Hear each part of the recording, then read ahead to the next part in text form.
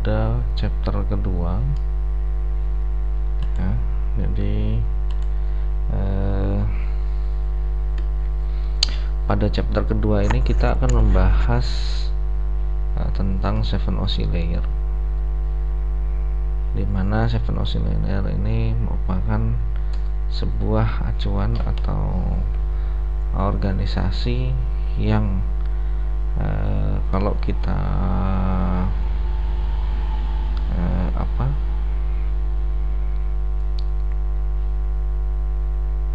organisasi 7 layer untuk kalau kita menganalogikan sebuah komunikasi, maka ada beberapa tahapan yang harus kita ketahui untuk memudahkan pemahaman terhadap proses komunikasi dari kedua belah sisi.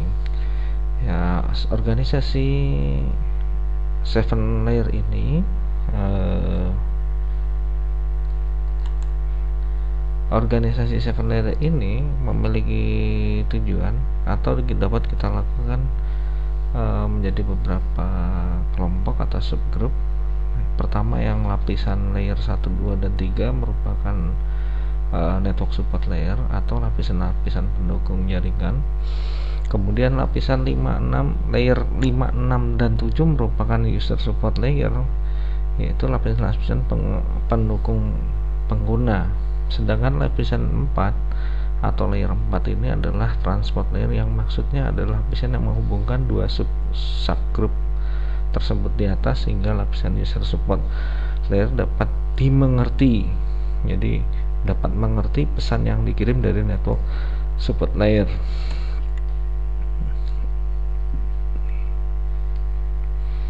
Oke, ini 7OC layer ya, terdiri dari physical, data link, network, dan transport itu lower layer, sedangkan application, presentation, dan session merupakan upper layer. Apa yang dilakukan oleh 7OC layer ya?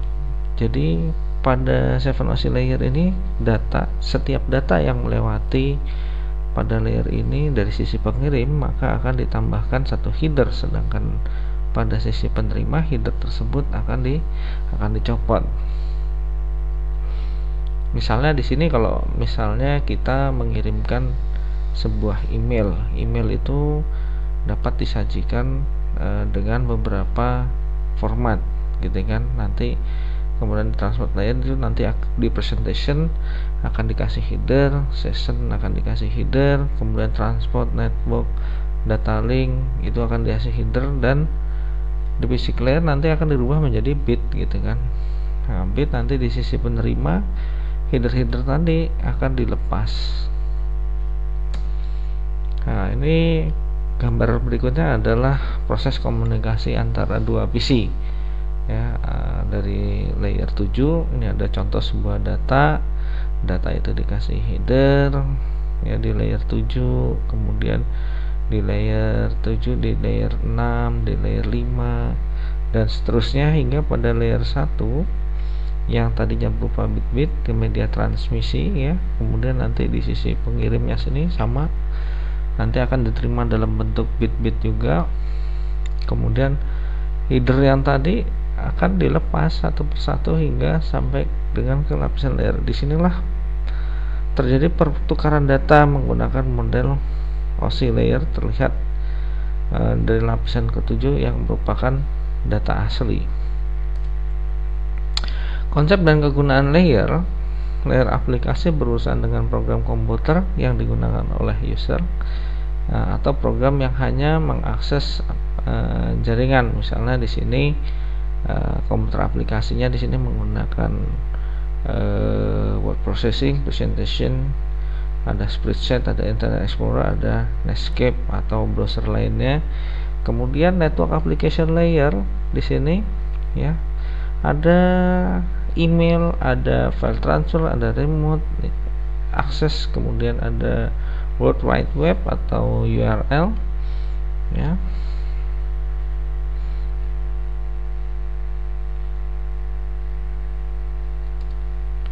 Selanjutnya, layer presentation bertugas mengurusi format yang dapat dipahami oleh berbagai macam media. Misalnya ada bentuk teks data, ASCII, ABCD, encrypted, kemudian berbentuk visual atau image, PIC, JPEG, GIF, dan seterusnya. Ada juga yang berbentuk multimedia atas sound atau video. Di sini nanti ada MIDI, ada MPEG, ada QuickTime. Ini adalah presentation layer session atau session layer. Jadi bagaimana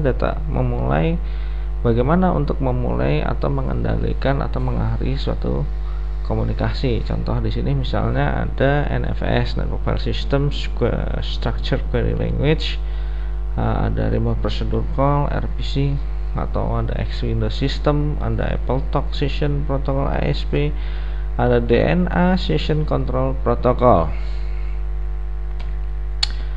Untuk session layer, komunikasi dapat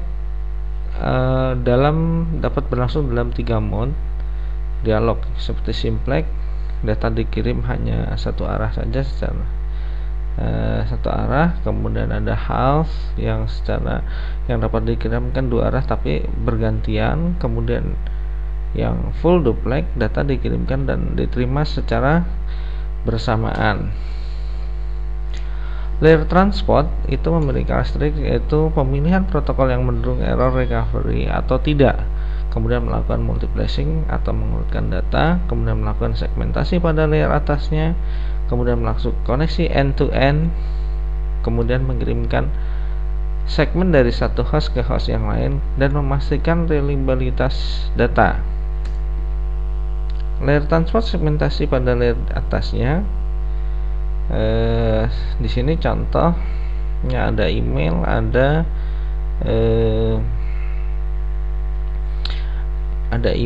file transfer, ada terminal session. Nah, di sini di sisi transport layer ya ada application port data. Nah, ini kemudian nanti dibungkus akan menjadi sebuah segmen. Layer transport melakukan koneksi end to end. Jadi ada di sini seperti pada gambar, si sender dia akan synchronizing ya ke receivernya di sini. Kemudian akan negotiate connection, synchronizing, acknowledge. Kemudian ketika semua sudah sama-sama diketahui, sama-sama saling mengenal, kemudian acknowledge, kemudian connection establish. Setelah connection establish, maka data dapat dikirimkan atau dapat ditransfer. Layer transport mengirim segmen dari satu host ke host yang lain. Ya, contoh pada gambar tersebut adalah host A mengirimkan data ke host B. Pada application layer presentation session, nah itu nanti masing-masing dikasih header, kemudian pada transport nanti akan dikasih header sehingga berubah menjadi segmen. Kemudian data dikasih header kemudian berubah menjadi paket, kemudian dikasih header lagi akan berubah menjadi frame, dikasih header lagi kemudian akan dirubah menjadi bit-bit. Demikian juga pada host B, physical layer, kemudian header yang pada bit, pada frame maupun paket segmen dan seterusnya akan dibuka satu persatu. Layer transport atau memastikan reliabilitas data. Oke, si pengirim transmit ya, kemudian di sana ada receiver. Kalau dia not ready atau bahwa penuh proses segmennya, dia akan di stop, gitu kan, berhenti. Tapi kalau sudah ready, dia akan dikirim ulang, kemudian sampai dengan benar-benar memastikan bahwa data itu benar-benar sampai. Layer network, pengalamatan dan routing. Nah, ini di layer 3 ya. Jadi di sini setiap host ya, setiap perangkat network dia memiliki MAC address dan memiliki IP atau Internet Protocol.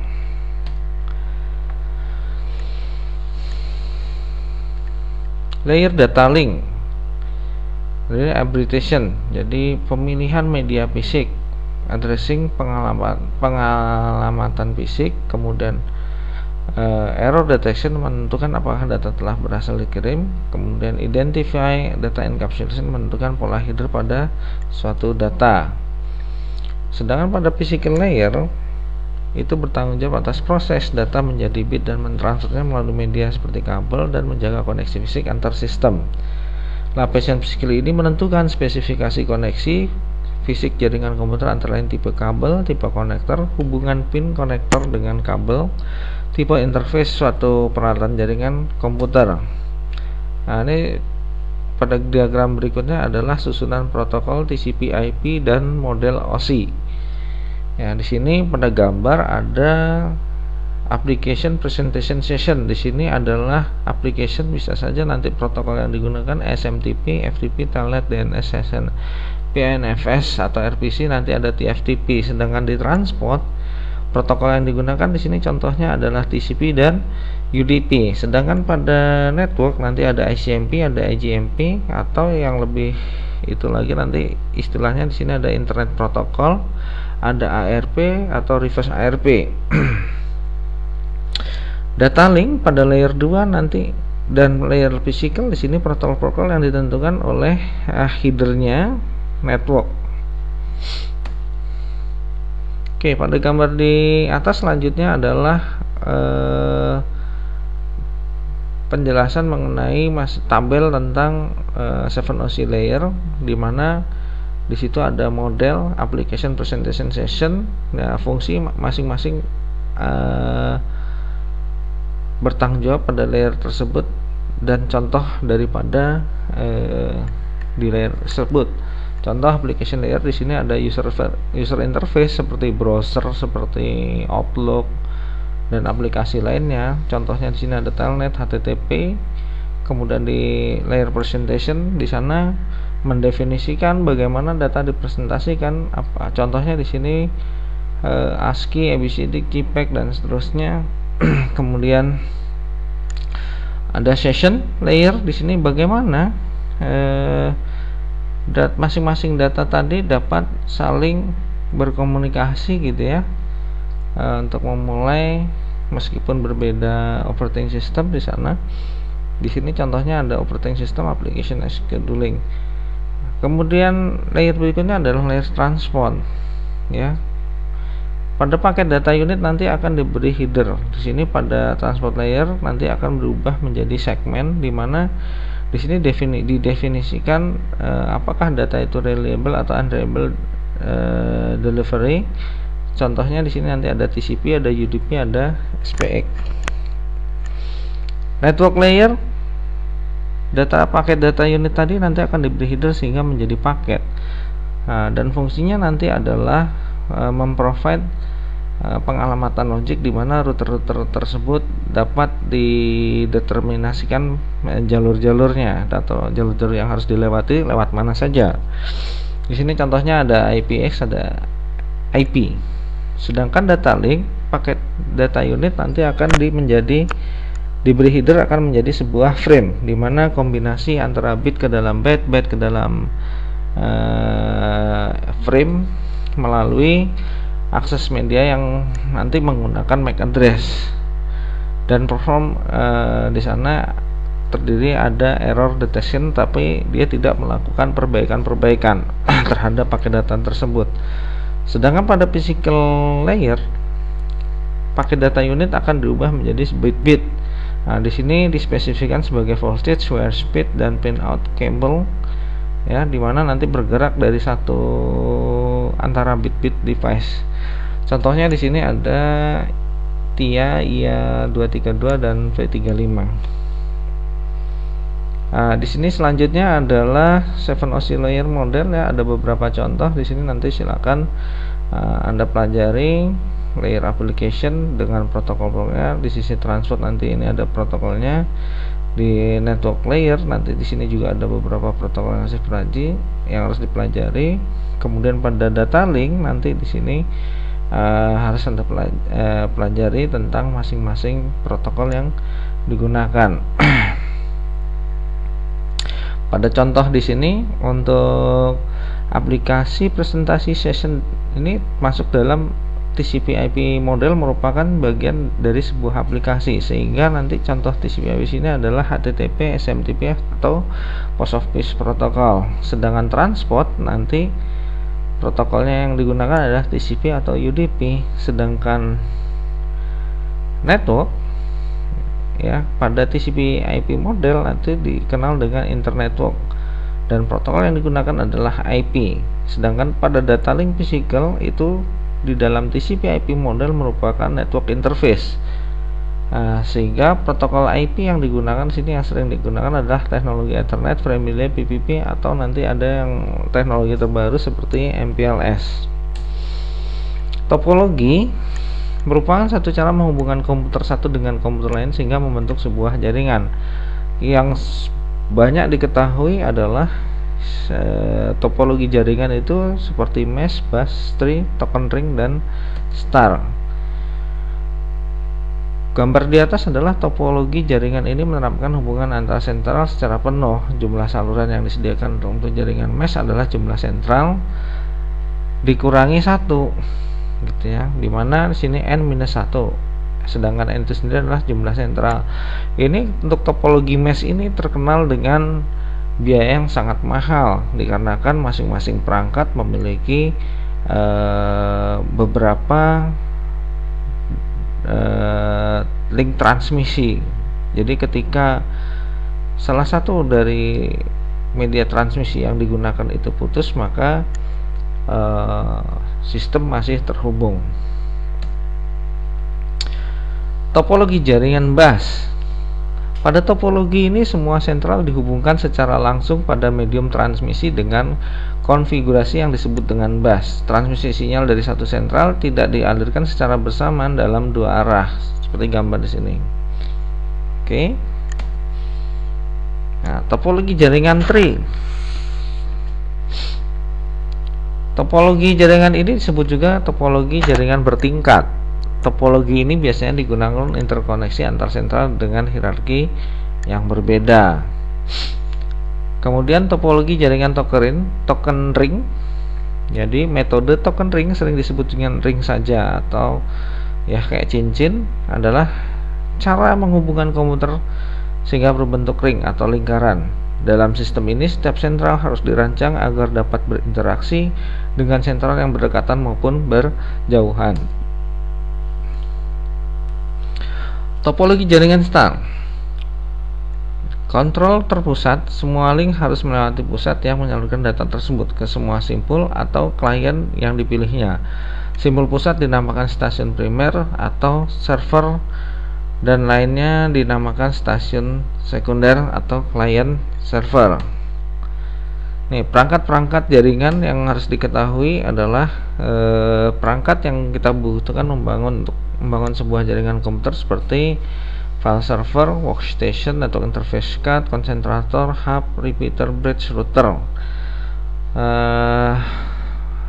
Satu lagi mungkin yang harus diketahui adalah berbagai jenis modem maupun jenis perangkat wireless, ya, maupun media transmisi. Nah, ini contoh infrastruktur, ya. Di sini ada dimana ada cloud merupakan ISP untuk ke internet, nanti kemudian ada link connection via fiber optik ataupun media transmisi lainnya, nanti ada modem di sana, nanti terhubung ke sebuah perangkat router, dimana nanti link pada sebuah interface di perangkat router nanti akan terhubung ke sebuah firewall. Firewall ini ya nantinya sebagai pelindung baik paket data yang mau masuk maupun paket data yang keluar, atau nanti di sini dibikin beberapa bagian, antara lain misalnya delivery zone, maupun di sini adalah untuk daerah area yang bersifat private, dimana nanti di sini terjadi proses network address translation dari IP private ke IP public maupun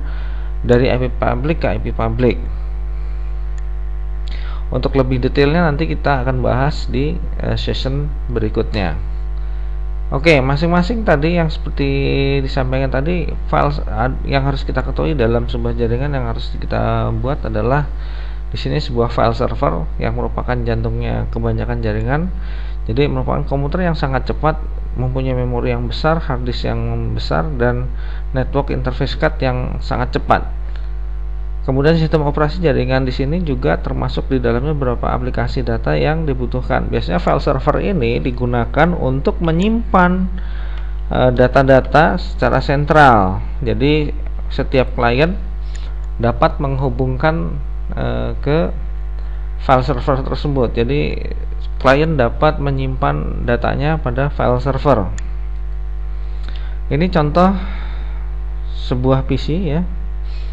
Keseluruhan workstation atau PC, keseluruhan komputer yang terhubung ke file server dalam jaringan disebut sebagai workstation. Jadi sebuah workstation minimal mempunyai kartu jaringan ya, aplikasi jaringan, software jaringan, kabel untuk menghubungkan ke jaringan. Biasanya sebuah workstation tidak begitu membutuhkan floppy karena data yang ingin disimpan bisa dan dapat diletakkan pada file server. Ethernet card atau network interface card atau Indonesianya kartu jaringan Ethernet umumnya telah disediakan port koneksi untuk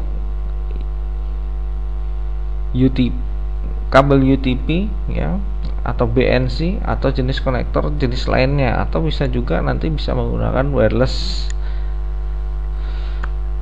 radio. Untuk laptop sekarang atau jenis PC-PC sekarang sudah untuk network interface card sudah onboard pada motherboardnya, atau bisa juga nanti ditambah kartu jaringan yang jenis cardnya berupa PCI.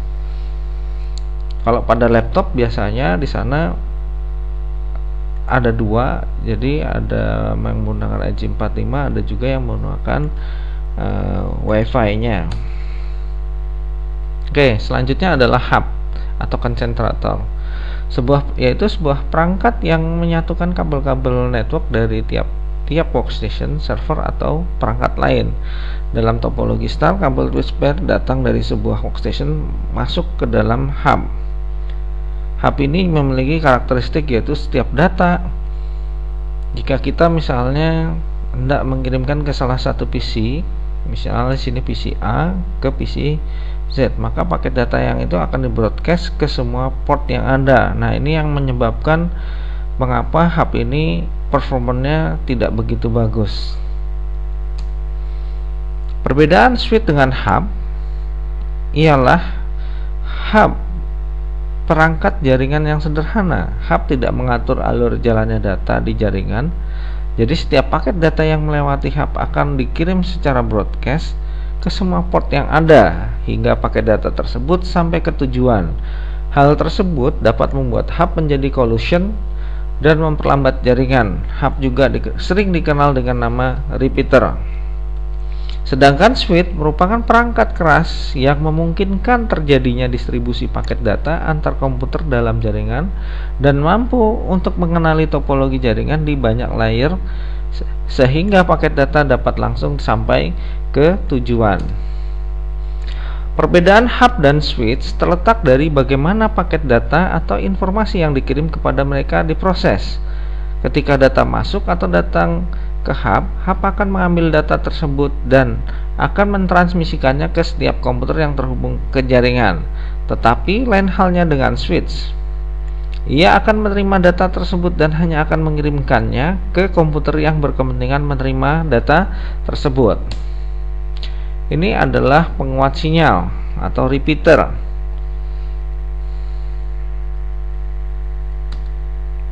Bridge, sebuah perangkat yang membagi satu buah jaringan ya untuk ke dalam dua jaringan lain. Ini digunakan digunakan untuk mendapatkan jaringan yang lebih efisien, di mana kadang pertumbuhan network sangat cepat, makanya diperlukan sebuah bridge. Diibaratkan bahwa bridge ini seperti polisi lalu lintas yang mengatur dari persimpangan jalan pada saat jam-jam sibuk. Dia mengatur agar informasi di antara kedua sisi network tetap jalan dengan baik dan teratur. Bridge juga dapat digunakan untuk menghubungkan antara network yang menggunakan tipe kabel yang berbeda ataupun topologi yang berbeda pula. Router, sebuah router mengartikan informasi dari satu jaringan ke jaringan lain. Dia hampir sama dengan bridge, namun lebih pintar. Router akan mencari jalur yang terbaik untuk mengirimkan sebuah pesan yang berdasarkan atas alamat tujuan dan alamat asal. Ini koneksi, gambar koneksi yang ada di network interface card ya, secara fisik. Di sini ada 5 port repeater hub ya. Di sini ada kabel coax kalau dia misalnya mau pakai coax, kalau dia mau pakai RJ45 dia ada konektor ini. Kalau dia zaman dulu di sini menggunakan BNC ya, dengan masing-masing panjang kabel misalnya dari satu workstation ke perangkat switch itu bisa 100 meter. Media fisik jaringan. Media biasa yang diketahui saat ini adalah dari tembaga, bisa berbentuk koaksial, twitch pair, fiber optic, wireless. Nah, contoh yang koaksial di sini dipakai ada teknologi bus ya, dan sudah tidak dipakai lagi. Ada dua tipe di sini, ada T-net, ada TIC-net. Jadi kalau yang T-net itu maksimal 185 meter ya, itu nanti dengan 10 base 2. Kalau TIC-net itu maksimal 500 meter dengan 10 base 5. Kemudian perlu repeater untuk jarak yang melebihi batas maksimum kabel. Jadi contoh, jadi antara TIC-net dengan T-net yaitu jenis kabelnya nih hampir seperti kayak kabel antena. Nah, ini jenis masing-masing konektor. Oke, untuk generasi sekarang ini sudah jarang atau bahkan sudah tidak digunakan lagi. Berikut ini adalah jenis-jenis kabel, yaitu twitch pair, dipakai untuk star ya. Paling umum dipakai tipe twitch pair atau shield twitch pair itu atau STP. Ada juga screen twitch pair atau SCTV, ada unshielded twitch pair atau UTP ya. Kemudian ini memiliki karakter masing-masing. Nah, ini kalau untuk pengkabelan ya, konektor yang bisa digunakan untuk UTP kabel bisa Cat 5 atau Cat 6 dengan RJ45. Konfigurasinya seperti ini ya, ya, kabel UTP untuk misalnya di sini kapan kita menggunakan straight through untuk koneksi hub dan switch ke PC router. Itu misalnya ini kalau untuk crossover dia router ke router, PC ke PC, hub atau switch atau hub ke switch. Atau rollover dia untuk koneksi ke PC ke router atau ke switch, atau konsol management switch router itu pakai rollover. Ini sesuai dengan standar IATIA 568B RJ45 wiring scheme. Nah, ini kalau yang menggunakan fiber optik ya, menggunakan inframerah atau laser untuk mengirimkan data, terdiri dari dua kabel, ada transmit data, ada receive data, kemudian menyediakan komunikasi full duplex. Nah, seperti gambar ini ya, nanti bisa di ini. Nah, ini wireless. Kalau wireless itu tanpa kabel, jadi di sini ada ISP, ada file server, kemudian di sini terhubung dengan hotspot. Setelah hotspot nanti terhubung dengan beberapa laptop dan seterusnya. Oke, demikian untuk chapter kali ini. Nanti kita coba menggunakan belajar membuktikan kapan kita menggunakan kabel, kapan kita menggunakan kabel apa, jenis kabel straight atau cross. Nah, kita bisa menggunakan pakai tracer di sini ya. Mari kita coba sekalian ya. Misalnya tadi dikatakan penggunaan kabel straight, cross, rollover. Nah, mari kita coba di sini.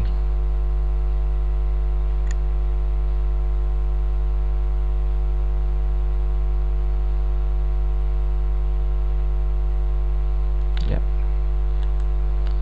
Oke, di sini kita coba misalnya ya, switch dengan switch apa yang kita gunakan di sini kabelnya. Oke. Ya, apa, cross apa straight? Cross ya. Kalau putus-putus ini mengindikasikan dia menggunakan cross. Kalau switch dengan PC,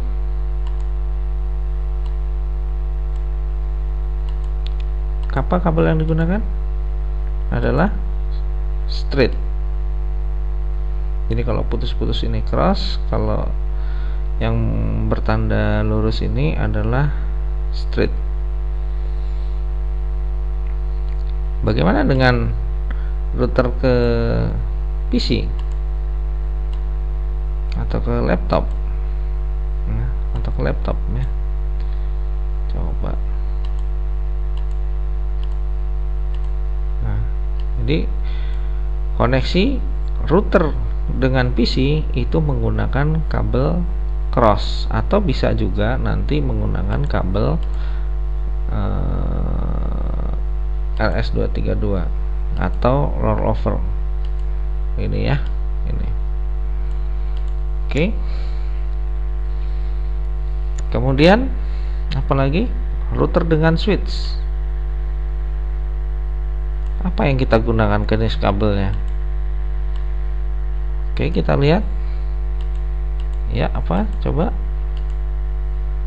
bisa straight ya. Oke, bagaimana dengan router kita coba router dengan router, tergantung nanti jenis portnya ya. Oke, sini ya, ada juga di sini karena ketemu fast Ethernet 0 dengan fast Ethernet 0. Bagaimana kalau di sini nanti dengan menggunakan serial gitu ya. Kita coba tambah misalnya dengan menggunakan serial. Sini 4, kemudian kita hidupkan lagi ya. Terus di sini kita matikan dulu menggunakan 4 serial ya, kita hidupkan lagi gitu ya. Coba nanti di sini coba kita buang dulu ya, menggunakan kabel misalnya serial 0, di sini serial 10. Oke. Indikasi di sini ya, kalau dilihat tadi kan mengenai pengkabelan ya. Maka di sini nanti yang berwarna hijau berarti ini sistemnya apa, interface-nya statusnya sudah up di sini ya. Sedangkan yang masih merah ini adalah terlebih dahulu harus kita konfigurasi. Oke. Demikian yang bisa saya sampaikan pada materi kali ini. Untuk selanjutnya nanti kita coba lanjut di materi berikutnya, di layer selanjutnya, dan sekalian nanti kita coba untuk membahas lebih detail bagaimana cara penggunaan beberapa operating system. Kita nanti akan membangun beberapa simulasi, beberapa domain, kita kirim-kiriman email dan seterusnya. Demikian disampaikan. Terima kasih atas perhatiannya. Sampai jumpa pada sesi berikutnya.